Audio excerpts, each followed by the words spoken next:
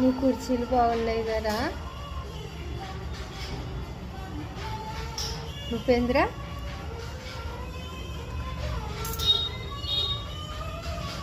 అయ్యమ్మో, ఏమనుకోకురు.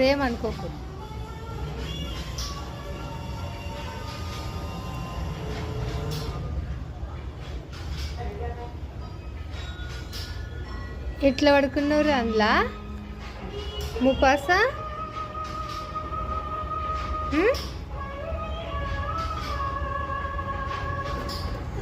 కొట్టుకోకురి. Start చేసిరమ్మా.